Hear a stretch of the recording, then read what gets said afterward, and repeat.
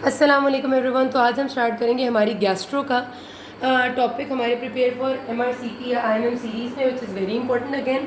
और ये बहुत इंटरेस्टिंग है क्योंकि ये बीमारियाँ आपने पढ़ी हुई और हम इन बीमारियों में से अभी ये छानेंगे कि हम MCQs हमने कौन से याद करने हैं।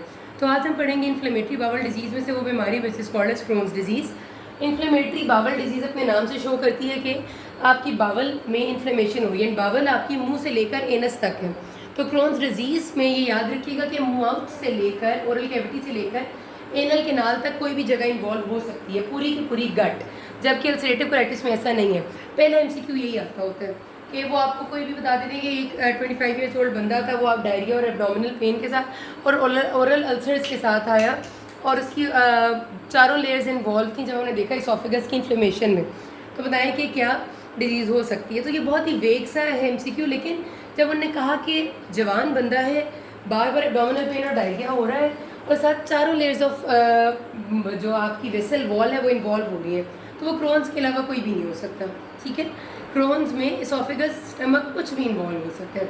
ये MCQ आता है। दूसरा MCQ इसमें ये होता है कि आपकी चारों लेयर ऑफ, मैंने बताया है जो वेसल वॉल है उसकी चारों लेयर्स, जिसमें आपका म्यूकोजा, सब म्यूकोजा, मस्कुलरिस वाली लेयर और फिर सिरोजा आती हैं। ये चारों की चारों लेयर्स इन्वॉल्व हो जाती हैं और पूरी लेयर इन्फ्लेमेशन ऐसे वेसल में डीप तक जाती है। ये वेसल वॉल है अगर, तो डीप डाउन इन्फ्लेमेशन जा रही होती है। ठीक है, अच्छा, ये MCQ भी आता होता है, इसलिए याद रखिए। अब प्रेजेंटेशन में एक बहुत इंपॉर्टेंट बात रखिएगा, याद कि क्रोन्स डिजीज़ का वो एक सिनेरियो बना के देते हैं इसी तरह से कि 20 साल का बंदा था, आपके पास आया है, रिकरेंट डायरिया है और उसकी जब हमने कोलोनोस्कोपी की तो उसकी बावल वॉल में बहुत ज़्यादा इन्फ्लेमेशन आई है consistent with a particular disease which causes inflammation in the vessel bowel layers. So what is the most common presentation of this disease, ये आपका MCQ आता है।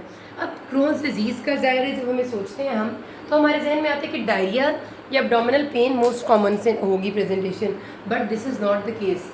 Wait loss and lethargy, these are the most common presentation और उनमें से भी most common is lethargy. मतलब आपके MCQ का आंसर लेथार्जी होता है। तो ये इतना ऐसे MCQ है जो आराम से आप गलत कर देते हैं जिसकी कोई हद नहीं। ठीक है, and it is very easy indeed. तो आपने याद रखना है कि इसमें लेथार्जी आंसर देना है। ठीक है, इसलिए मैंने यहाँ पर पर्टिकुलरली लिखा है most common presentation of Crohn's disease is lethargy. उसके बाद अगली चीज़ पे जाते हैं कि इसकी प्रेजेंटेशन में आपको पता है कि जिस तरह मैंने बात की कि डायरिया है, बहुत प्रोलॉन्ग भी हो सकता है, एब्डोमिनल पेन है बहुत ज़्यादा। And another important question of MCQ, perianal disease. ये मुझे बिल्कुल नहीं पता था इस तैयारी से पहले कि पेरीएनल डिजीज़ यानी स्किन टैग्स और एनल केनाल के आसपास fistula formation, skin tag formation या पेरीएनल अल्सरेशन जो स्किन पे नज़र आएगी, वो भी इसका पार्ट होती है क्रोन्स डिजीज़ का। ठीक है, क्योंकि इसका अलग से एक MCQ आता है। MCQ ऐसे आता है कि एक पेशेंट था जो आपके पास यंग एज ही बताते हैं 30 ईयर्स ओल्ड है, जिसको रिकरेंट डायरिया और एब्डोमिनल पेन है, जो उसके लिए कोई थेरेपी ले रहे हैं बहुत सालों से, और अभी वो आया है आपके पास ulceration around the inner area, lower abdominal pain and tenesmus. So what do you think is the underlying disease, ये भी पूछ सकते हैं। अंडरलाइंग डिजीज़ क्रोन्स डिजीज़ है और उसमें पेरीएनल डिजीज़ हुई हुई है, या फिर वो आपसे पूछेंगे what will be your treatment, तो वो मैं आपको अभी मैनेजमेंट में बताऊंगी कि क्रोन्स में पेरीएनल डिजीज़ के लिए मेट्रोनिडाज़ोल देते हैं, ये हम आगे बात करेंगे। तो ये बहुत ही पर्टिकुलर चीज़ है जो आपकी बड़े आराम से गलत हो जाती है, जो पर्टिकुलरली मुझे MBBS में नहीं पता थी, जो मुझे अब पढ़ने से पता चली। तो ये भी आपका MCQ है। ठीक है, ये भी MCQ हो गया, ये भी हो गया, फिर आपका ये भी MCQ होगा पेरीएनल डिजीज़ का।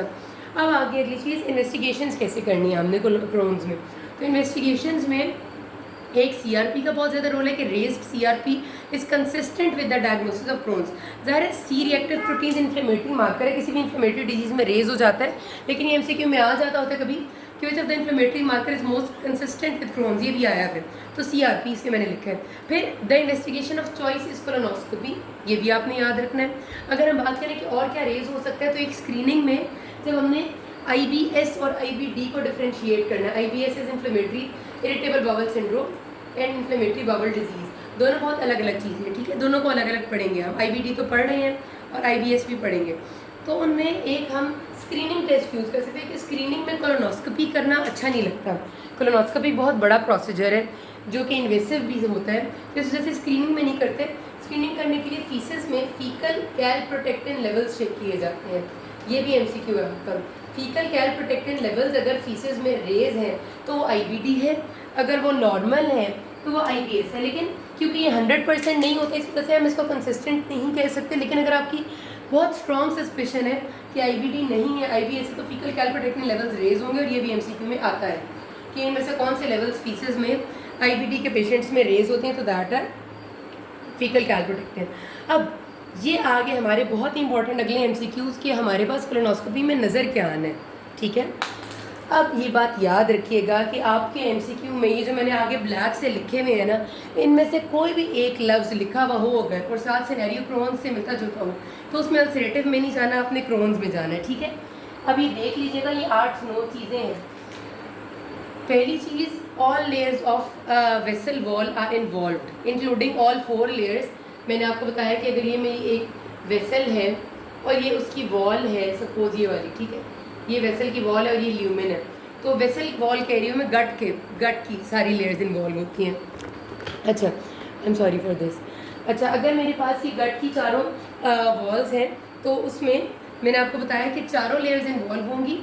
और इसमें गॉबलेट सेल्स यानी कि जो सेल्स कंटेनिंग म्यूसिन होते हैं वो आपको मिलते हैं inside the wall of the gut. Granulomas बनते हुए मिलते हैं। Granulomas are a sign of chronic inflammation. जिस तरह टीबी से बहुत ज़्यादा एसोसिएट करते हैं हम ग्रेनुलोमास को, सार्कोइडोसिस से एसोसिएट करते हैं, इसी तरह अगर आपको गट की वॉल के अंदर कोलोनोस्कोपी के दौरान ग्रेनुलोमा फॉर्मेशन मिलेगा, तो इसका मतलब क्रोन्स डिजीज़ है, जिसमें मैक्रोफेजेस वगैरह होते हैं। स्किप लीजन्स का मतलब ये है, जिस तरह मैंने कहा कि मुंह से लेकर एनएस तक किसी भी जगह को इन्वॉल्व करेगी, तो एक एक कंटिन्यूटी में इन्वॉल्व नहीं करती। ये ऐसा होता है कि थोड़ी सी जगह इन्वॉल्व की, फिर थोड़ी छोड़ दी, फिर इन्वॉल्व की हुई है, इन्फ्लेमेशन हुई है, फिर साफ़ है, फिर इन्फ्लेम्ड है, फिर साफ़ है। तो इस तरह टोटो में जगह इन्फ्लेम्ड होती है। तो skip lesions is a diagnostic वो एरिया ऑफ क्रोहन्स, जबकि अल्सरेटिव कोलाइटिस में कंटिन्यूस इन्वॉल्वमेंट होती है। फिर जब आप स्मॉल बावल एनेमा करते हैं, यानी आपने एनीमा डाला और उसके साथ आपने एक्सरेज लिए और एनेमा में ज़ाहिर ऐसा मटीरियल था जिसमें चीज़ें नज़र आती हैं, तो आपको क्या नज़र आएंगे अंदर? Fistula formation. फिस्चुला का मतलब होता है एक तरफ से रास्ता खुला हुआ हो स्किन के ऊपर, जिस तरह मैंने कहा था एनल कैनाल के करीब किसी स्किन के ऊपर कोई रास्ता खुल रहा है और वो अंदर रास्ता जाके किसी गट की वॉल से जुड़ रहा है, तो उसको फिस्चुला कहते हैं। वो भी क्रोहन्स में होता है। फिर आपको रोज थॉर्न अल्सर्स, मतलब अल्सर जितने गहरे गहरे नज़र आते हैं, जिस तरह कांटे हों वो इस तरह होंगे। मैं भी आपको बताती हूँ उसके बारे में कि जो रोज़ थॉर्न का क्या मतलब, गुलाब के ऊपर कांटे होते हैं ना ऐसे यूँ करके, इसी तरह आपकी जो गट की वॉल है ना, ये उसके अंदर चारों लेयर में जब गया होता है ना इन्फ्लेमेशन, यूँ करके नज़र आती है वो, इसको हम कहते हैं रोज़ थॉर्न अल्सर, बिल्कुल गुलाब के कांटे की तरह अंदर घुसा हुआ, ठीक है। और आखिरी चीज़ है स्ट्रिक्चर्स। जब इन्फ्लेमेशन चारों लेयर को इन्वॉल्व करती है तो साथ वाली गट के साथ जुड़ के स्ट्रिक्चर बन जाते हैं। और स्ट्रिक्चर जो है वो एक कंटोर स्ट्रिंग साइन, इसको हम कहते हैं, जब हमें एनेमा पे नज़र आता है ना, वो बिल्कुल सीधा स्ट्रिंग की तरह नज़र आता है, वो स्ट्रक्चर की एक डिस्क्रिप्शन है। तो ये सारी चीज़ें MCQ में आती हैं। इनमें से कोई भी लफ्ज़ आपसे पूछ लेंगे, इनको याद कर लेना। अगले वीडियो में आपको मैनेजमेंट बताऊँगी। कोई मसला हो अभी तक, you can ask me. Thank you.